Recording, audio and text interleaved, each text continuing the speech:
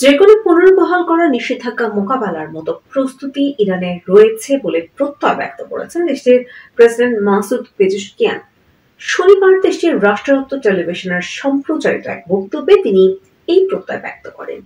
এর আগে শুক্রবার ইরানের ওপর থেকে নিষেধাজ্ঞা স্থায়ীভাবে প্রত্যাহার করা হবে কিনা তা নিয়ে জাতিসংঘের নিরাপত্তা পরিষদে ভোটাভুটি অনুষ্ঠিত হয়। দক্ষিণ কোরিয়া প্রস্তাবটি উত্থাপন করে। নিরাপত্তা পরিষদের 15 সদস্যের মধ্যে 9টি দেশ প্রস্তাবটির বিপক্ষে ভোট দেয়। শুধু চীন, রাশিয়া, পাকিস্তান ও আলজেরিয়া প্রস্তাবের পক্ষে ভোট দেয়। দক্ষিণ কোরিয়া নিরপেক্ষ অবস্থান নিয়ে ভোটদান থেকে বিরত থাকে। ভোটদানে বিরত থাকে গায়ানাও। রাষ্ট্রায়ত্ত টেলিভিশনে সম্প্রচারিত বক্তব্যে পেজেশকিয়ান বলেন, স্ন্যাপ ব্যাক দিয়ে তারা পথ বন্ধ করে দেয়, কিন্তু মনে রাখতে হবে মস্তিষ্ক ও চিন্তাধারা তা খুলে দেয় বা নতুন পথ তৈরি করে। প্রসঙ্গত, স্ন্যাপব্যাক বলতে কোনো কিছু হঠাৎ পুনরায় ফিরে আসা শুরু করাকে বোঝায়।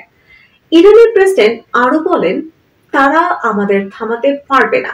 তারা নাতাঞ্জ বা ফর্দ হামলা চালাতে পারে, কিন্তু তারা এটা বোঝে না যে নাতাঞ্জ মানুষই তৈরি করেছে, মানুষই আবার সেটি নতুন করে গড়ে তুলবে। গত জুনে ইরানের নাতাঞ্জ বা ফর্দ পারমাণবিক স্থাপনায় যুক্তরাষ্ট্র ও ইসরায়েল বিমান হামলা চালিয়েছে। শুক্রবার জাতিসংঘ নিরাপত্তা পরিষদের ভোটাভুটি আগে গত মাসে ইরানের উপর নিষেধাজ্ঞা পুনর্বহালের জন্য যুক্তরাজ্য, ফ্রান্স ও জার্মানি 30 দিনের প্রক্রিয়া শুরু করেছিল। তাদের অভিযোগ, ইরান 2015 সালের চুক্তির শর্ত মানছে না। দেশটিকে পরমাণু অস্ত্র তৈরি থেকে বিরত রাখাই ছিল সেই চুক্তির উদ্দেশ্য। ইরান বরাবর বলে এসেছে, তাদের পারমাণবিক কর্মসূচির উদ্দেশ্য শান্তিপূর্ণ। পারমাণবিক অস্ত্র তৈরির কোনো উদ্দেশ্য তাদের নেই। ইরানের প্রেসিডেন্ট বলেন, বাড়াবাড়ি রকমের দাবির মুখে আমরা কখনোই নতি স্বীকার করব না, কারণ পরিস্থিতি বদলে দেওয়ার মতো ক্ষমতা আমাদের আছে।